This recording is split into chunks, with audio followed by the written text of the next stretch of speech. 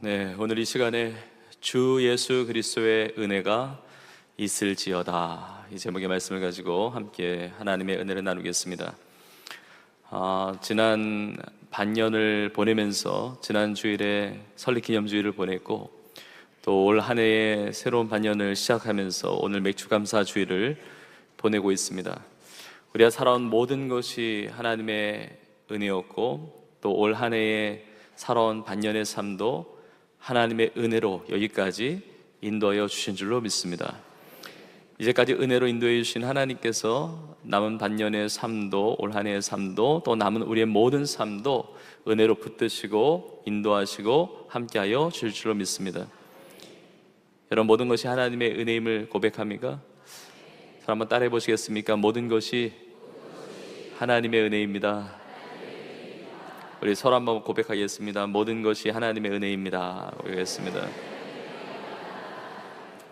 하나님의 은혜를 고백하는 우리 성도님들의 삶에 더 놀라운 하나님의 은혜가 임하게 될 줄로 믿습니다. 오늘 맥주감사주일을 보내면서 또 빌립보서의 말씀을 쭉 나눠왔는데, 오늘 빌립보서의 마지막 부분을 이제 보게 됩니다. 17번에 걸쳐서 오늘까지 이제 빌립보서의 말씀을 나누고 있는데, 어떻게 보면 최종편, 완결편이라고 할 수 있는 오늘 말씀 통해서 놀라운 주님의 은혜가 우리 온 교회와 사랑하는 성도님들의 삶에 임하기를 간절히 축복합니다. 빌립보서 1장의 문을 열면서 은혜와 평강이 너에게 있을지어다. 빌립보서는 은혜로 열어진 하나님의 말씀이고, 또 빌립보서가 마무리되면서 오늘 본문의 마지막 구절에도 주 예수 그리스도의 은혜가 너희 심령에 있을지어다 그럽니다. 빌립보서의 시작도 하나님의 은혜였고 마무리도 하나님의 은혜인 것입니다. 사도 바울은 로마의 감옥 안에 있습니다. 감옥 안에서 필요한 것은 하나님의 은혜였습니다. 그리고 사도 바울이 그 은혜를 누리고 사랑하는 빌립보 성도들에게 하나님의 은혜가 있을 것을 선포하면서 고백을 하고 있습니다. 우리가 살아가는 모든 삶은 하나님의 은혜로 살아가는 것입니다. 사도 바울은 그것을 분명하게 알았습니다. 사도 바울이 누렸던 은혜를 누렸기 때문에 그 은혜를 나누고 있는 것 아니겠습니까? 그리고 빌립보 교회와 성도들도 하나님의 은혜를 경험하고 있습니다. 오늘 맥주감사주일을 맞이해서 하나님께서 우리에게 베풀어 주신 은혜가 너무 많은데, 그 은혜가 어떤 것들이 있는지 우리가 보면 우리가 구체적으로 하나님 앞에 감사할 수가 있습니다. 정말 모든 것이 하나님의 은혜인데, 오늘 말씀을 통해서 하나님께서 우리에게, 나에게 베풀어 주신 세 가지의 은혜를 나눌 때, 다 하나님의 은혜지만 이 세 가지를 대표적으로 나눌 때 하나님 베풀어 주신 은혜를 우리가 기억하고 그 은혜에 감사하며 영광 올려드리는 우리의 삶이 되기를 주님의 이름으로 축복합니다. 첫 번째 은혜는 바로 이것입니다. 복음의 능력으로 구원받은 은혜입니다. 내가 받은 하나님의 은혜 중에 가장 큰 은혜, 가장 중요한 은혜는 우리가 예수 그리스도의 십자가의 죽으심과 부활, 이 복음의 능력으로 말미암아 구원을 받았다는 것입니다. 복음에는 능력이 있습니다. 모든 믿는 자에게 구원을 주시는 하나님의 능력인 것입니다. 오늘 본문의 첫 부분의 10절에 보면 사도 바울이 이렇게 고백합니다. 내가 주 안에서 크게 기뻐함은, 내가 주 안에서 크게 기뻐함은. 사도 바울은 늘 고백합니다. 어디 안에 있느냐? 로마 감옥 안에 있다고 표현하지 않고 내가 어디 안에 있든지 나는 주님 안에 있다 그럽니다. 크게 기뻐합니다. 사도 바울은 늘 항상 기뻐하는 인생이었습니다.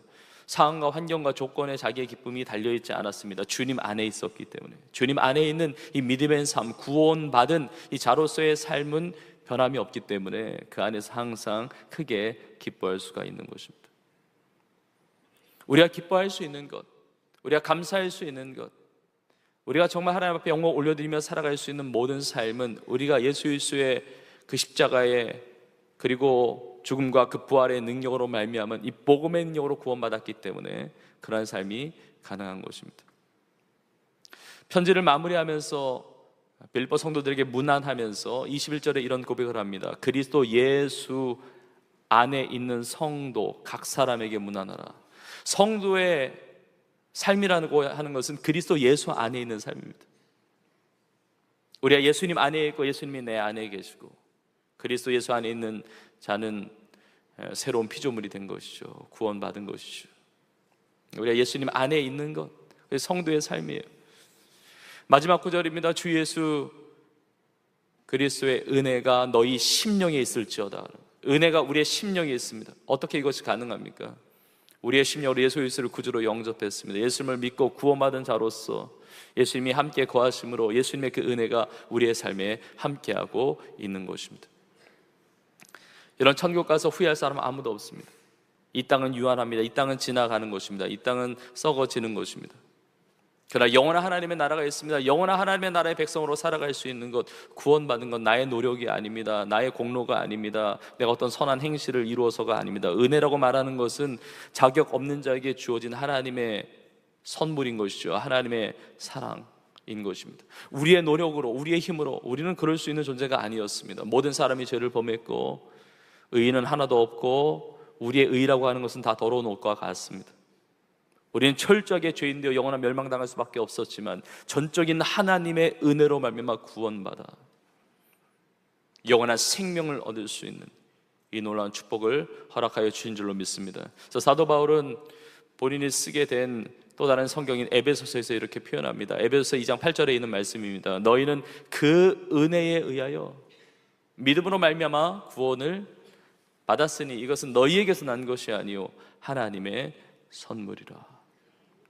우리가 반년의 삶을 살면서 하나님의 자녀로 사는 것 너무나 놀라운 은혜, 감사의 제목이고, 지난 반년만이 아니라 우리의 평생의 삶을 돌아볼 때 내가 예수님 믿고 구원받게 되었던 것, 그 복음의 능력을 경험하면서 하나님의 자녀로 거듭나 영생의 축복을 누리면서 살아간다는 것, 여러분 이 놀라운 하나님의 은혜에 감사 영광 올려드리는 우리 모두가 되기를 간절히 축복합니다.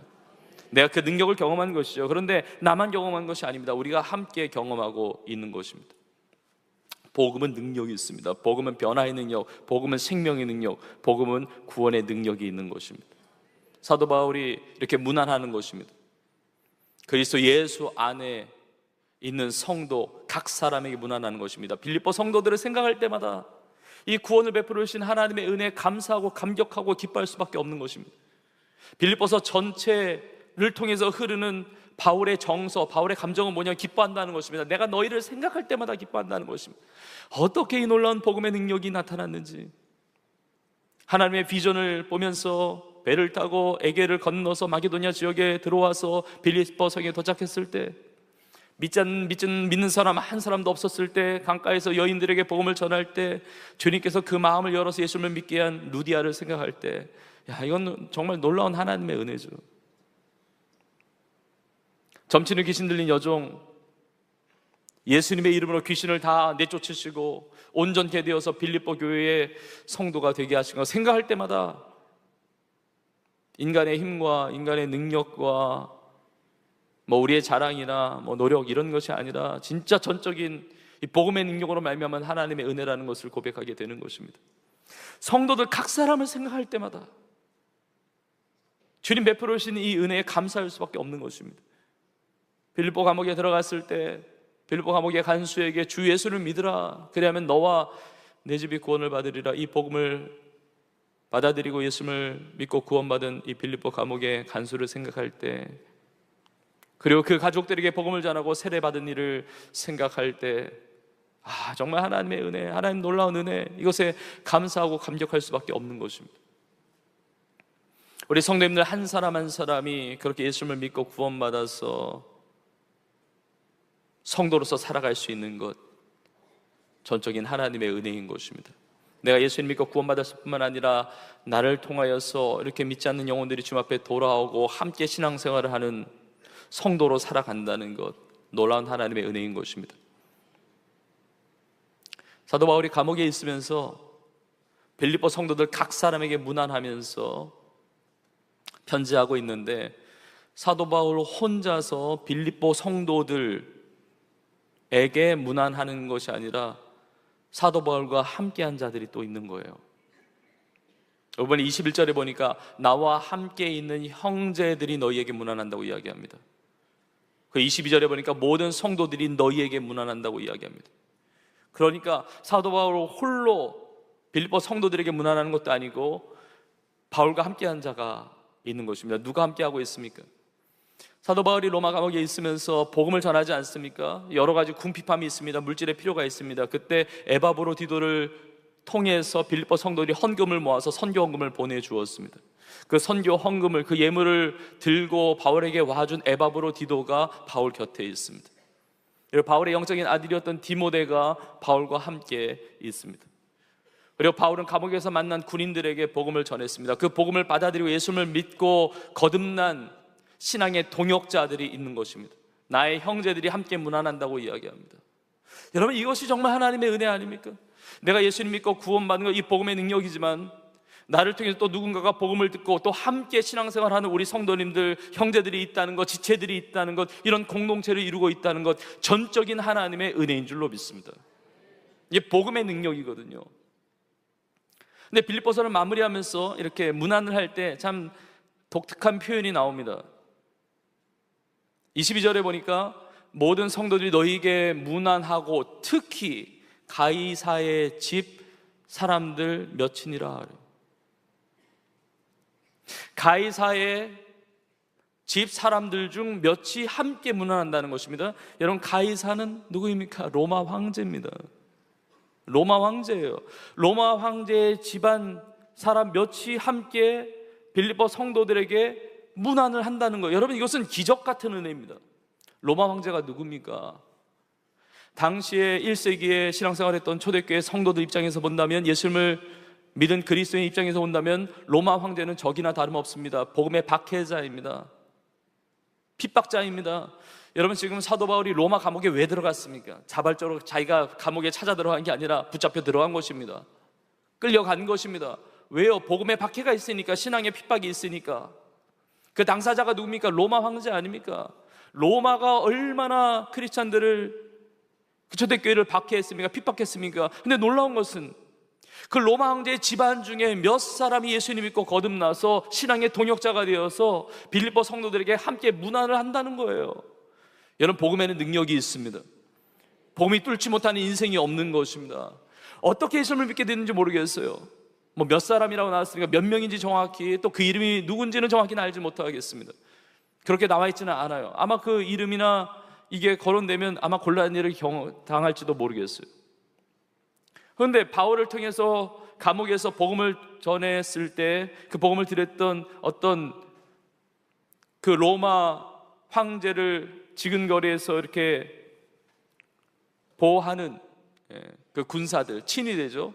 시위대, 사람, 군인들을 통해서 어떻게 복음이 전달됐는지, 아니면 바울이 전해준 그 복음을 들었던 군인 중에 로마 황제의 어떤 친인척 관계가 있는 건지, 그거는 정확히 알지 못하지만 분명한 것은 이 복음이 전달되어서 그 로마 황제의 집안에서도 예수님을 믿고 구원받은 자들이 생겨나게 됐다는 것이죠.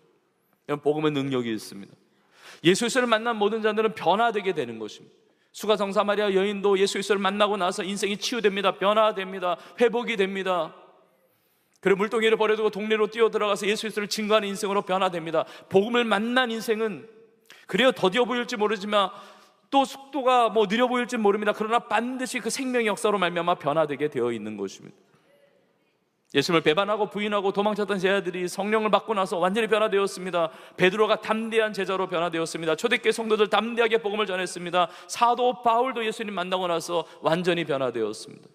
여러분, 복음으로 말미암아 내가 변화되고 나로 말미암아 그 복음의 역사가 또 누군가의 삶을 변화된 우리가 함께하는 이 신앙의 공동체를 이루고 있는 것, 전적인 하나님의 은혜이며 그 하나님의 은혜에 감사드리는 우리 모두가 되기를 주의 이름으로 축복합니다. 어제 밤에 오늘 전할 이 말씀을 준비하면서 교회에서 이렇게 말씀을 준비하는데 이렇게 본당에 와서 기도하고 싶더라고요. 그래서 밤에 본당에 들어와서 불이 다 꺼져 있었지만 제가 맨 위에 그 4, 5층에 있는 한 자리에 앉아서 기도하게 되었습니다. 하나님 아버지, 내일 주일 예배 때 우리 성도님들과 함께 하나님의 은혜에 대해서 나누게 되는데, 이 예배의 자리에 앉게 되는 모든 성도님들이 주님의 놀라운 그 은혜를 다 누리게 하여 주시옵소서. 내가 그렇게 기도하는데 하나님이 이런 마음을 주셨습니다. 이 예배의 자리에 앉아있는 모든 성도님들에게 주 예수 그리스도의 그 풍성한 은혜가 심령과 삶에 임하는 것이지만, 하나님이 임하게 하시지만, 이미 이 예배의 자리에 앉아 있는 것 자체가 하나님의 은혜라는 것입니다. 이 자리에 나와서 예배에 이 자리에 내가 앉아서 하나님 말씀 듣는 것 자체가 하나님의 은혜라는 것이죠. 약 5년 전에 우리 본당의 1층 의자를 다 바꿨잖아요. 다 바꿨는데 그때 코로나가 확산되었을 때였기 때문에 의자는 준비됐지만 우리 성도님들이 모여서 예배드리기가 어려운 때였습니다. 우리 성도님들이 아무도 자리에 앉을 수가 없었던 것이죠. 우리가 이렇게 예배 자리에 앉아서 하나님을 예배할 수 있는 것, 이게 당연한 것이 아닙니다. 전적인 하나님의 은혜인 것입니다. 그러나 여러분, 환경이 돼서 환경이 열리고 환경이 괜찮다고 해서 다 이 자리에 앉아서 예배드릴 수 있을까요? 예배드릴 수 있다고, 환경이 된다고, 여건이 된다고 다 예배 자리에 앉을 수 있습니까? 하나님을 믿는 믿음이 있어야만 이 자리에 앉아 예배드릴 수가 있는 것이죠. 시편 1편에 보면 복 있는 사람이 나오는데, 복 있는 사람은 악인들의 꾀를 따르지 아니하고 죄인들의 길에 서지 아니하고 오만한 자의 자리에 앉지 않는데, 우리 성도님들이 오만한 자의 자리에 앉는 것이 아니라 겸손한 자리, 하나님을 예배하는 자리, 예수 그리스도를 믿고 구원받는 성도로서 그 믿음을 가지고 이 예배 자리에 앉아 계신 것 자체가 하나님의 은혜인 줄로 믿습니다. 그리고 믿음으로 그 자리에 앉아 예배드리는 우리 성도님들에게 더 풍성한 주 예수 그리스도의 은혜가 우리 성도님들의 삶에 임하기를 주의 이름으로 축복합니다. 우리가 예수를 믿고 구원받아서 믿음 가지고 예배할 수 있는 것, 모든 것이 하나님의 은혜인 줄로 믿습니다. 그 은혜에 감사해야 되고, 두 번째는 합력하여 선을 이루어 주신 은혜에 우리는 감사해야 합니다. 사도 바울은 이 은혜를 고백하고 있습니다. 사도 바울이 오늘 본문 첫 부분의 10절에 보면 너희가 나를 생각하는 것이 싹이 난 것에 대해서 이제 감사를 표현을 합니다. 왜냐하면 사도 바울이 이제 복음을 전하고 또 감옥 생활을 하면서 여러 물질적인 필요가 있었는데 빌립보 성도들이 기도하면서 또 바울을 생각하면서 헌금을 보내주었거든요. 그에 대한 이제 고마움을 표현하는 거예요. 근데 이 헌금을 받은 사도 바울이 뭐라고 고백하느냐, 오늘 본문의 11절에 이렇게 고백을 합니다. 내가 궁핍함으로 말하는 것이 아니니라. 어떠한 형편이든지 나는 자족하기를 배웠노니, 어떤 형편이든지 자족하기를 배웠다는 겁니다. 자족한다는 것은 스스로 만족한다는 것이죠. 여러분, 자족함이 없으면 감사할 수 없습니다. 스스로 만족이 안 되니까, 불만족 상황에 있으니까 감사가 있을 수가 없어요. 불만, 불평, 원망, 이런 것이 있는 것이죠. 그러니까 사도 바울은 자족함을 배웠기 때문에, 자족할 줄 알았기 때문에 감사할 수 있는 것이고 기뻐할 수 있는 것이고 하나님 앞에 영광 올려드리며 살아갈 수가 있는 것입니다. 근데 자족함에 대한 그것을 배웠는데, 그것이 구체적으로 그 다음 구절 12절에 이렇게 나와 있습니다. 나는 비천에 처할 줄도 알고 풍부에 처할 줄도 알아. 모든 일, 곧 배부름과 배고픔과 풍부와 궁핍에도 처할 줄 아는 일체의 비결을 배웠노라 이야기합니다. 자족함을 배웠는데 비천에 처할 줄도 안다는 거예요. 이런 비천에 처한다는 것은 궁핍할 때, 내 삶이 어려운 것이죠. 그때 여러 가지 조롱을 당하고 수치를 당하고 내 삶에 물질이 없을 때 이 세상은 이렇게 인격적으로 모독하기도 하고 그리고 무시하기도 하고 이런 것들을 막 당할 수가 있는 것입니다. 비천함에 처할 때, 그러나 여기에 자족하기를 배웠다는 것은 그 비천함을 위해서 나에게 다가오는 여러 가지 공격과 수치와 고민과 갈등, 이 모든 것들이 나의 마음을 상하게 하는 것이 아니라, 내 마음에 상처가 되는 것이 아니라 나에게 주신 모든 것에 대해서 만족하면서 하나님 앞에 감사할 수 있게 되었다는 것이죠. 여러분, 신앙생활에 있어서 자족함은 굉장히 중요합니다. 그래서 디모데전서 6장 6절 이하에 이렇게 말씀하고 있습니다. 그러나 자족하는 마음이 있으면 경건에 큰 이익이 되느니라. 우리가 세상에 아무것도 가지고 온 것이 없음에 또한 아무것도 가지고 가지 못하리니 우리가 먹을 것과 입을 것이 있은즉 족한 줄로 알 것이니라. 우리가 궁핍함에 있다 할지라도 비천함에 있을지라도 나에게 마이너스가 없어요. 내게 손해보는 것이 없습니다. 모든 것, 나에게 주어진 모든 것은 하나님의 은혜로 주어진 것이니까 만족하면서 산다는 것입니다. 오히려 그 비천함 가운데, 그 궁핍함 가운데 나의 도움이 되시는 분은 오직 하나님이심을 고백하고, 비천함 가운데 나의 능력 되시는 분, 나의 삶을 이제까지 살아온 것은 내 능력으로 살아온 것이 아니라 하나님의 은혜로 살아왔음을 고백하는 이 신앙의 아름다운 역사가 일어나게 되었다는 것입니다. 이 비천함에 있을 때 자족하는 것도 배웠고, 또 풍부에 있을 때에도 자족함을 배웠다는 거죠. 많은 사람들은 풍부함에 있을 때, 풍요로움에 있을 때 신앙을 잃어버립니다. 그러나 풍요로움 가운데 있을 때 자족하기는 비결을 배웠다는 것은 이 모든 것이 하나님으로부터 왔다는 사실을 알게 되는 것입니다. 내가 부유한 삶을 살고 내가 풍요로운 삶을 살 때 마치 세상은 그것이 나의 삶의 성공이 된 기준으로처럼 여겨지게 됩니다. 그리고 나에게 있는 이 부요가 내 미래를 보장한다고 여겨지기 때문에 하나님 주신 복임에도 불구하고 그 복을 신뢰하게 되고 그 복을 믿게 되는 것이죠. 사도 바울은 그렇지 않았다는 것입니다. 그 가운데서 자족하는 비결을 알아서 이 복을 신뢰하고 믿는 것이 아니라 이 복을 주신, 이 풍요로움을 주신 하나님만 의지하고 믿고 나아가게 되었다는 것입니다. 여러분, 이것이 어떻게 가능합니까? 비천에 처하든지 풍부에 처하든지 배부름이든 배고픔이든 풍요든 궁핍이든 어떻게 이 자족함을 배울 수가 있었습니까? 우리가 너무나 잘 아는 말씀이에요. 너무나 유명한 말씀이에요. 그 다음 구절인 빌립보서 4장 13절에 이렇게 나와 있습니다. 우리 함께 고백하겠습니다. 시작. 내게 능력 주시는 자 안에서 내가 모든 것을 할 수 있느니라. 아멘.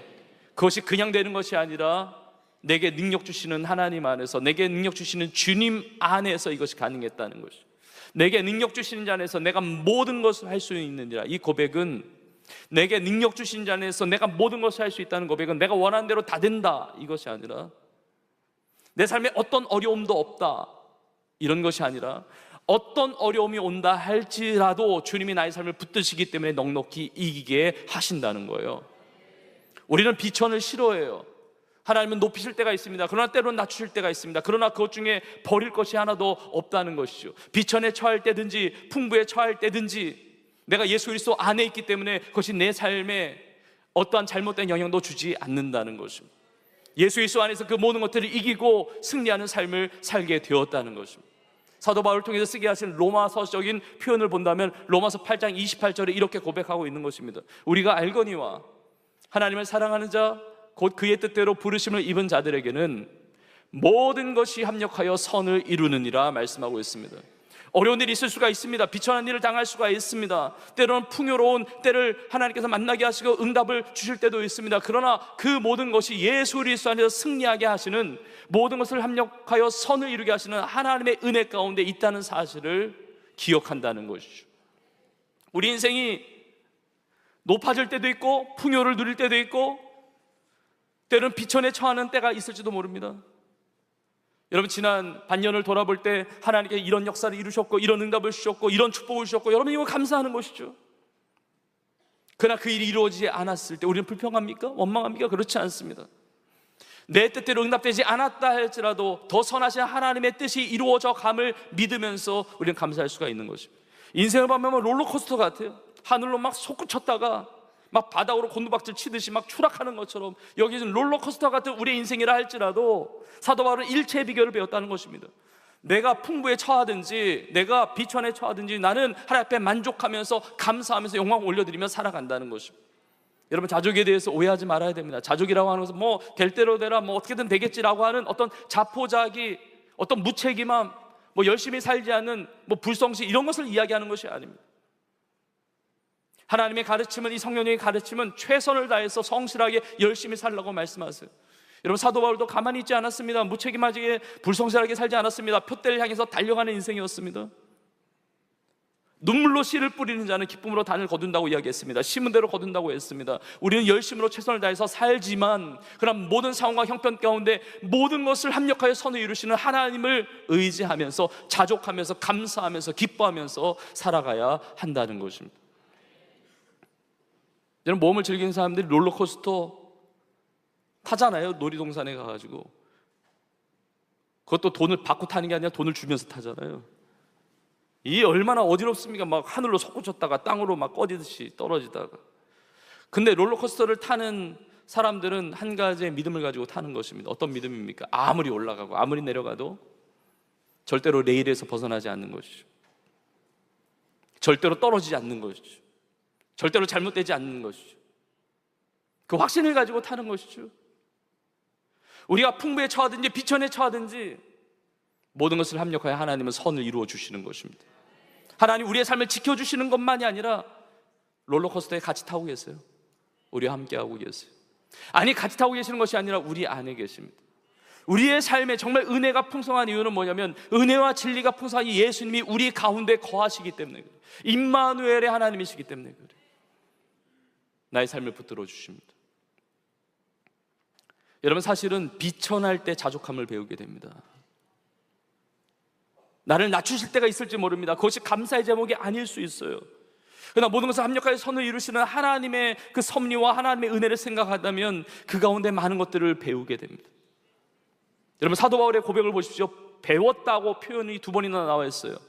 자족을 배웠노니, 일체의 비결을 배웠노라 그래요. 배운 거예요. 배웠다는 것은 훈련을 받았다는 것이죠. 배운 것은 단기간에 이루어지는 것이 아닙니다. 한순간에 이루어지는 것이 아닙니다. 시간이 걸리는 것입니다. 사도 바울은 평생에 걸쳐서 배운 것입니다. 자족하는 것을 하나님의 말씀을 통해서 배웠고, 자기의 삶을 다스려 가시는 나의 인생 전체를 통해서, 그 경험을 통해서 하나님께서 배우게 하신 것입니다.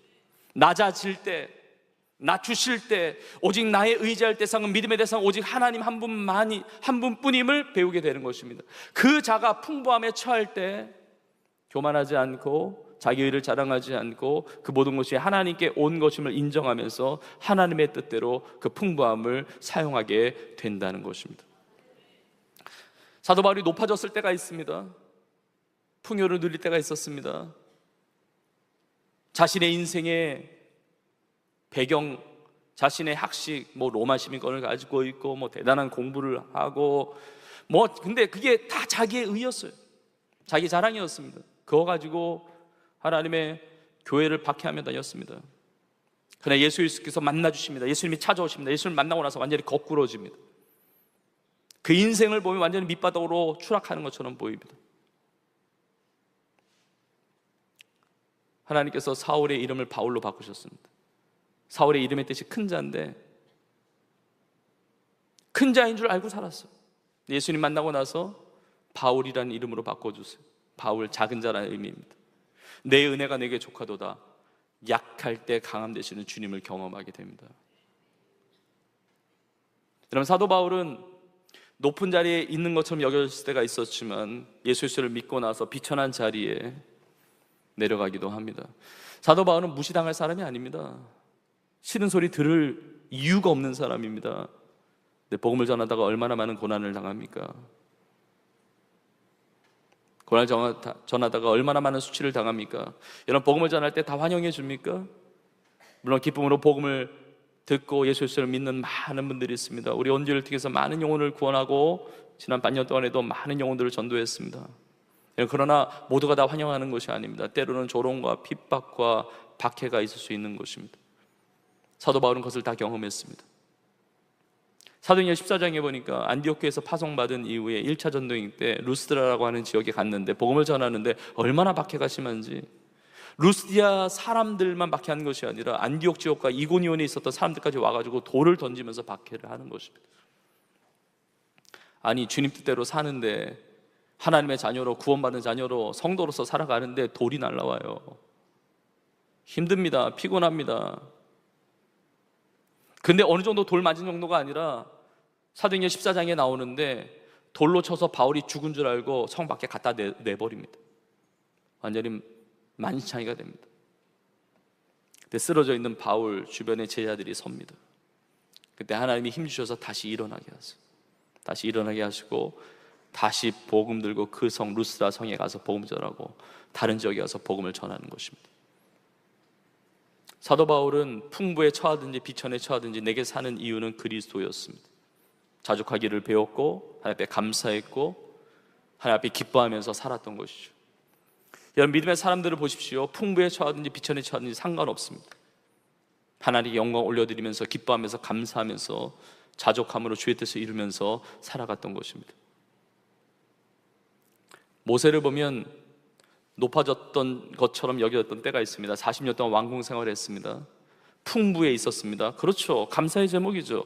다른 사람도 누리지 못한 이 부유함과 풍요로움과 이 모든 지위와 권세와 이 모든 것, 감사의 제목 아닙니까? 그러나 그것이 자기 자랑이 되었습니다. 자기의 의로 히브리 백성들을 구원할 것이라고 착각을 했습니다. 하나님이 높이시지만 또 하나님이 모세를 낮추셨습니다. 미디안 광야 생활을 40년 동안 하면서 나의 힘으로 살아가는 것이 아니라 전적인 하나님의 은혜로 살아간다는 사실을 철저하게 깨닫게 하십니다. 그 모든 것이 하나도 버릴 것 없는, 모든 것을 합력하여 선을 이루시는 하나님의 은혜의 인도하심이었습니다. 풍부에 처하기도 하시고 비천하기도 하시고 내 삶에 오직 살아가는 그 능력과 그 모든 힘은 하나님께 있음을 고백하고 이 모든 것을 경험하게 하시고 이 자족함을 배우게 하시고 나셔서 이스라엘 백성들을 출애굽하는 지도자로 쓰임받게 하십니다. 여러분, 광야는 하나님의 학교라는 표현이 있습니다. 우리는 광야 생활을 원하지 않습니다. 그러나 광야 생활을 통해서 내 삶의 주인이 누구이신지, 나의 도움이 누구이신지, 내 삶을 인도해 가시는 분이 누구이신지를 우리는 철저하게 깨닫고 고백하게 합니다. 배워가게 하십니다. 지난 반년 동안 내가 원하는 대로 이루어진 것, 하나님 앞에 기도하고 응답받은 거 얼마나 감사합니까? 왜 감사해야죠.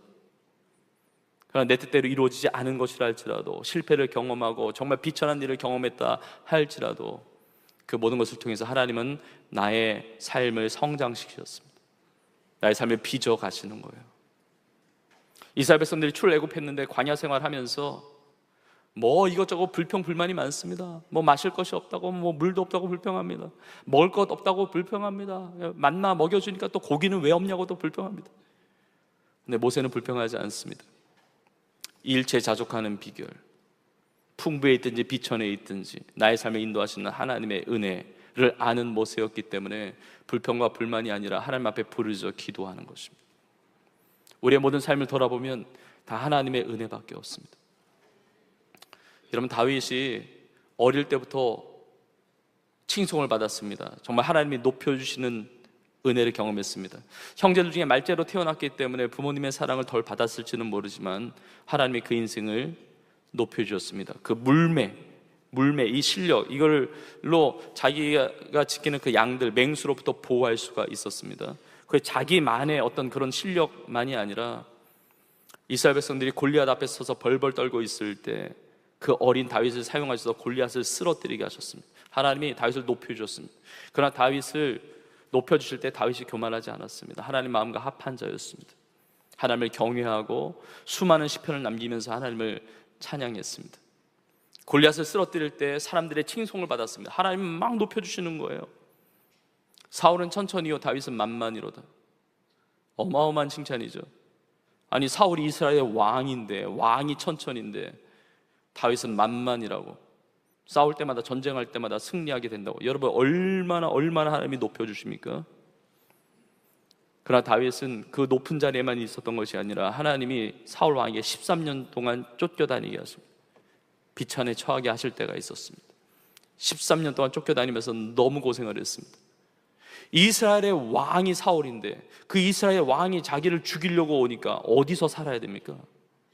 숨을 데가 어디 있습니까? 그러니까 굴이나 이런 데 다 숨어 들어가가지고 지낼 수밖에 없는 거죠. 비천한 삶을 그 상황 가운데 살게 되는 것이죠. 심지어 이스라엘 땅에 지낼 지역이 없으니까 사울이 두려워가지고 이스라엘의 대적이었던 블레셋 왕에게 도망치기도 합니다. 사무엘상 21장에 그것이 나오는데 블레셋 왕이었던 아기스라고 하는 그 왕에게 가서 도망쳐요. 그 아기스라는 왕이 성경에 보면 아비멜렉이라고 나오는데, 근데 도망쳤는데 이 아비멜렉 왕과 그 신하들이 다윗을 알아보는 거예요. 그러니까 다윗이 또 공포에 질리는 것입니다.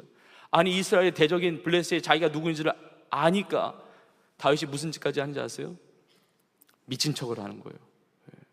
사무엘상 21장에 아주 적나라하게 나옵니다. 미쳤으니까 건드리지 말라고 막 짐을 질질 흘리면서 막 몸을 질질 끌면서 문에 막 자기 몸을 막 비비면서 완전히 미친 척을 하는 거예요.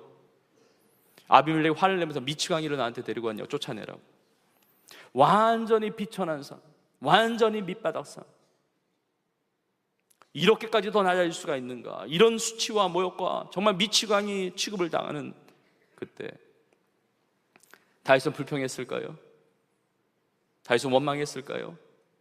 다윗은 하나님 앞에 분노했을까요? 다윗이 하나님 앞에 남긴 많은 시편이 있습니다. 시편의 말씀들이 우리에게 은혜가 되는데, 시편 34편에 보면 시편 34편에 이런 타이틀이 붙어 있습니다. 다윗이 아비멜렉 왕 앞에서 미친 채 하다가 쫓겨나서 지은 시, 이런 시편이 있어요. 시편 34편의 타이틀입니다. 다윗이 아비멜렉 왕 앞에서 미친 채 하다가 쫓겨나서 지은 시. 쫓겨나면서 뭐라고 고백하는지 아세요? 하나님 원망하고 불평하고, 나 왜 이렇게 심판을, 나 왜 이렇게 저주하시냐고, 이렇게 불평 원망한 것이 아니라 시편 34편 1절에서 이렇게 고백합니다. 내가 여호와를 항상 송축하며 내 입술로 항상 주를 찬양하리이다. 다윗은 찬양이 바뀌지 않았습니다. 찬양은 항상 하나님을 송축하고 항상 하나님을 찬양했어요. 내가 풍부에 있든지 내가 비천에 처하든지, 나를 높이시든지 나를 낮추시든지, 다윗의 고백은 변하지 않았어요. 34편 6절에서 다윗은 이렇게 고백을 합니다. 이 곤고한 자가 부르짖음에 여호와께서 들으시고 그의 모든 환난에서 구원하셨도다. 주님, 저 너무 곤고한데, 그래서 주님 앞에 부르짖는 거예요. 그 낮은 자리에서, 미치광이 취급당하는 그 밑바닥 인생에서 부르짖는 겁니다. 이 곤고한 자가 부르짖을 때 하나님이 들으시고 나를 이 환난에서 구원하셨다고. 완전히 구원하신 것도 아니에요. 하나님 높이신 것도 아닙니다. 그러나 나에게 생명 주시고 살아가게 하신 것 자체가 하나님의 은혜라는 고백을 하고 있는 것입니다. 이 시편 34편 9절에서 다윗은 이렇게 고백을 합니다. 너희 성도들아, 여호와를 경외하라. 그를 경외하는 자에게는 부족함이 없도다. 다윗은 풍부에 처할 때 이 고백한 건 아닙니다. 비천에 처할 때 여호와를 경외하는 자들은 부족함이 없다고 고백하는 것입니다. 시편 23편에 다윗의 고백을 아시죠? 여호와는 나의 목자시니 내게 부족함이 없으시도다. 내가 사망의 음침한 골짜기로 다닐지라도 상관이 없는 것이 주님이 나와 함께 하시기 때문에. 그러니까 내 원수의 목전에서 내게 상을 차려주시고, 원수가 있습니다. 그러나 그 원수의 눈앞에서 나에게 상을 차려주시고 기름으로 내 머리에 부으셨으니 내 잔이 넘치나이다. 주의 선하심과 인자하심이 반드시 나를 따르리니 내가 여호와의 집에 영원히 거하리로다. 내가 부귀 영화, 풍요, 솔로몬의 영화, 이런 것이 아니라 정말 주님이 나와 함께하는, 내가 영원토록 주의 성전에 있으며 주님과 함께 거하는 이 모든 것이 부족함이 없는 하나님의 은혜임을 고백하면서 풍부함에 있든지 비천함에 있든지 자족하면서 감사하면서 주님을 찬양하고 있습니다. 지난 반년 동안 우리 살아온 모든 삶을 돌아보면 우리가 이해하기 어려운 어려움들이 있을 수가 있습니다. 하나님께 기도했던 모든 것들 응답해 주신 것에 대해서 우리는 감사해야 됩니다. 놀라운 많은 응답들이 있습니다. 많은 축복들이 있습니다. 감사하십시오. 그러나 때로는 우리가 감당하기 어려운 힘든 일을 만날 수도 있습니다. 그러나 하나님 모든 것을 합력하여 선을 이루어 주십니다. 우리의 모든 삶을 통해서 전화위복시켜 주시며 여전히 끊임없이 찬양하게 하시고 송축하게 하시고 부족함이 없는 인생으로 우리의 삶을 인도하여 주시는 줄로 믿습니다. 모든 것을 합력하여 선을 이루시는 하나님께 우리는 그 은혜에 감사해야 되고, 마지막 세 번째로 한 가지를 더 나누면 복음을 위해 쓰임받게 하신 은혜에 우리는 감사해야 됩니다. 사도 바울은 내게 능력 주시는 자 안에서 내가 모든 것을 할 수 있다고 고백하고 나서 그 다음에 빌립보 성도들을 칭찬하는 이야기를 합니다. 14절에 이런 표현을 합니다. 너희가 내 괴로움에 함께 참여하였으니 잘하였도다. 사도 바울이 빌립보 성도들을 칭찬합니다. 너희가 내 괴로움에 함께 참여하였으니 잘하였도다. 사도 바울이 경험하는 괴로움은 무엇입니까? 사울이 당했던 모든 괴로움은 주의 복음을 위한 고난이었습니다. 주님을 위한 그 고난, 주의 복음을 위한 그 고난에 빌립보 성도들이 함께 참여한 것을 잘했다고 표현한 것이죠. 빌립보 성도들이 어떻게 주의 복음을 위해서 쓰임 받았습니까? 바울을 위해서 기도했을 것입니다. 그리고 믿지 않는 영혼들을 위해서 기도했을 것입니다. 사도 바울이 로마 감옥에서 믿지 않는 그 군인들에게 복음을 전하듯이 빌립보 성도들도 있는 그 자리에서 복음을 열심히 전파하면서 하나님 나라를 위해서 선교 사명을 감당하면서 살았을 것입니다. 근데 그것과 함께 오늘 본문에 보면 특별하게 나오는 것이 뭐냐면 그들의 물질을 모아서 사도 바울에게 헌금을 보내주었다는 것입니다. 오늘 본문에 보면 한 번만이 아니라 두 번씩이나 쓸 것을 보내주었다고 감사하고 있습니다. 이 두 번이라고 나와 있지만 원문을 보면 한 번 이상이에요. 여러 차례 보내준 것이죠. 그 물질의 헌신을 통해서 하나님의 나라를 위해서 나를 선교적으로 도운 것, 이것에 대해서 내 괴로움에 동참해 준 것, 함께 해준 것 너무 잘했다고 표현하는 것입니다. 사도 바울이 빌립보 성도들을 향한 이 칭찬은 하나님께서 빌립보 성도를 향한 칭찬으로 믿습니다. 여러분, 하나님께서 이 바울을 통해서 빌립보 성도를 칭찬하게 하시는데 이 빌립보 성도들만을 위한 칭찬이 아니라고 생각합니다. 저는 말씀 준비하면서 하나님께서 우리 교회를 바라보시고 또 우리 성도님들을 바라보실 때 뭐라고 말씀하실까? 너희가 복음을 위한 고난에 함께 참여하였으므로 잘하였도다 칭찬하실 것 같아요. 이럴 때는 아멘 하셔도 좋습니다. 복음을 위한 일에 참여하는 것. 물론 오늘 본문에는 이 헌금에 대한 부분이 주되게 나와 있지만 그러나 우리의 헌금, 우리의 물질뿐만이 아니라 우리의 모든 삶을 주 앞에 드리는 쓰임받을 수 있는 것 자체가 얼마나 놀라운 은혜입니까?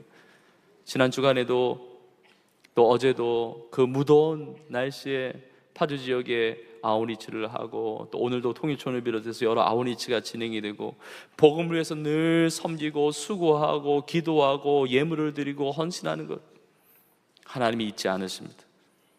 그 놀라운 것이 하나님의 은혜예요. 지난 반년 동안 수많은 영혼들에게 복음을 전하고 구원받게 하고 제자 삼고 주님께서 말씀하신 이 마지막 지상명령을 수행하면서 순종하면서 살아간 것, 정말 하나님의 은혜인 것입니다. 오늘 본문의 15절에 이런 표현을 합니다. 내 일에 동참한 교회가 너희 외에는 없었느니라. 아무도 없었느니라. 바울의 일은 복음을 위한 일이었거든요. 이 일에 동참한 교회가 너희 외에는 아무도 없었다고 그래요. 저는 이 땅의 모든 교회가 선교적 교회로 하나님이 주신 이 복음의 사명을 힘있게 감당하는 교회들이 다 되기를 간절히 소망합니다.